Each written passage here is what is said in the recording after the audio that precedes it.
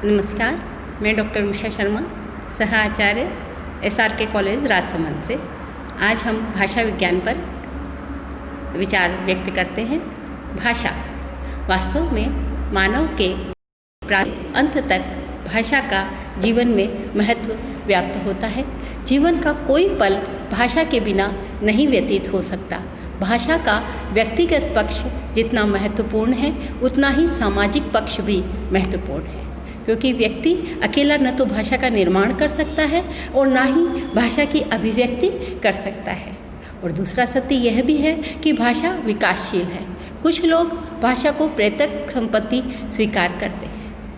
यदि हम गहराई से देखें और भाषा की प्रकृति को तो ये सत्य हमारे सामने आते हैं कि सामाजिक होने के कारण परिवर्तनशील और भाषा हमेशा परिवर्तनशील होती है।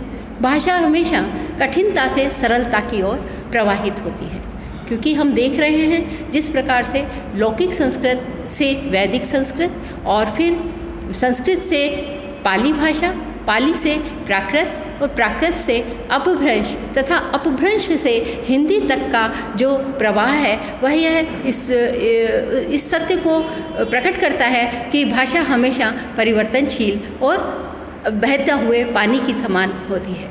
यह कठिनता से सरलता की ओर अपना प्रभाव बनाती है। भाषा का दूसरा एक सत्य यह भी है कि भाषा स्थूलता से सूक्ष्मता की ओर प्रवाहित होती है। जैसे भाषा पहले प्रारंभ में बाहरी रूप को व्यक्त करती है, धीरे धीरे वह आंतरिक रूपों को भी जानने की अभिव्यक्ति चाहती है, अभिव्यक्ति प्रदान करती है। भाषा अप्रौढ़ता से प्रौढ़ता की ओर बनती है। जिस प्रकार ये हमने सभी भाषाओं के द्वारा देखा है, जैसे लौकिक भाषा और लौकिक संस्कृत और वैदिक संस्कृत का जो प्रवाह है वह यही धीरे धीरे उसमें इसी प्रकार पाली प्राकृत सभी भाषाएं लगभग ये सिद्ध करती है कि उसमें पहले जो है अप्रौढ़ता थी और बाद में विद्वानों ने उसके अंदर परिपक्वता के साथ भाषा का व्याकरण स्थापित करके उसे बनाया। भाषा वियोगावस्था की ओर से संयोगावस्था की ओर निश्चित है। पहले प्रारंभ में जो हमारी भाषा थी वह वियोगात्मक थी, शब्द अलग अलग बोले जाते थे, लेकिन धीरे धीरे प्रौढ़ता आई और भाषा का संयोगात्मक रूप व्यक्त हुआ। लेकिन यह भी सत्य है कि आज हमारी भाषा संयोगात्मकता से वियोगात्मकता की ओर प्रवाहित हो रही है।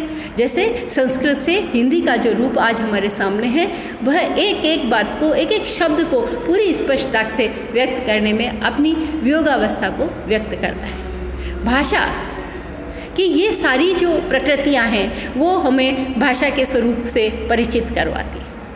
ये सत्य है कि भाषा में इतनी विशेषताएं हैं तो उसके अंदर विशिष्टताएं भी बहुत सारी हैं और इनका अध्ययन भी आवश्यक है। भाषा का अध्ययन मानव समाज का अध्ययन होता है, क्योंकि भाषा के अध्ययन के द्वारा ही हम ये जान सकते हैं कि मानव समाज का विकास किस प्रकार हुआ और उसने भाषा का विकास किस तरह से किया।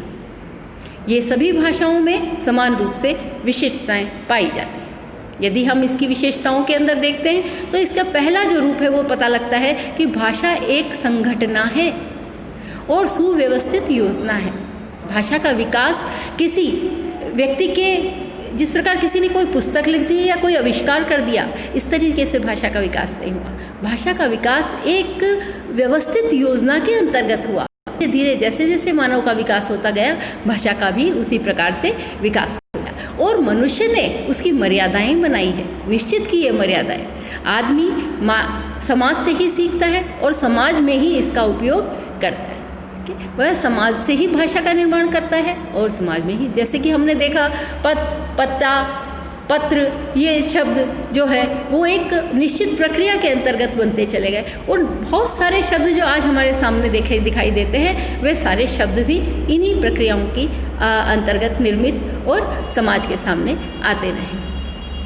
समाज के ही सामने इसका उपयोग करता है। निश्चित है, ये पर्वतों से, पहाड़ों से या निर्जीव चीज़ों के सामने तो वह उपयोग नहीं करेगा, समाज के सामने ही भाषा का उपयोग करा और इसीलिए उसने भाषा बनाई और इसीलिए इसी समाज की परिधि में वह भाषा का प्रयोग करता रहा है। दूसरी तरह से हम देखें तो भाषा हमेशा प्रतीकमय होती है। भाषा ही सांकेतिक भी क्योंकि इन्हीं प्रतीकों के माध्यम से वह अपनी भाषा को व्यक्त करता है। मानव समाज का जो मनुष्य का जो यंत्र है उसी में स्वर वायु के विभिन्न प्रकार की प्रतीकों के द्वारा या विभिन्न प्रकार की क्रियाओं के द्वारा जो है वह शब्दों की अभिव्यक्ति होती, ध्वनियों की अभिव्यक्ति, और वही ध्वनि वर्ण बने और वही वर्ण शब्द और शब्द से भाषा। प्रतीकों की विशेषताएं यादृच्छिक कहने में हम विश्वास करते हैं, क्योंकि भाषा का विकास जो है वह अचानक या एकाकी रूप में नहीं हुआ। भाषा हमेशा समाज के बीच उत्पन्न हुई। लोगों ने अपनी आवश्यकताओं को, अपनी भावनाओं को व्यक्त करने के लिए, अपनी अनुभूतियों को संप्रेषित करने के लिए भाषा का निर्माण आवश्यक समझा, और इसीलिए संभवतः भाषा का निर्माण भी हुआ। क्योंकि इसका जो है वह समुदाय, मनुष्य का समुदाय के प्रति जो आवश्यक संवेदनशील एक रूप था वह भाषा के माध्यम से ही व्यक्त हुआ है। इसी तरह से हम देखें कि भाषा एक अर्जित संस्कार है। भाषा को व्यक्ति स्वयं नहीं बना सकता और इसीलिए इसे पैतृक संपत्ति भी माना है। तो ये हमारी भाषा की प्रकृति, भाषा की विशेषताएं और भाषा का रूप हुआ। अगली कड़ी में हम भाषा के अन्य जो विशेष रूप है प्रकृति के अंतर्गत उनको जानने का प्रयत्न करेंगे। धन्यवाद।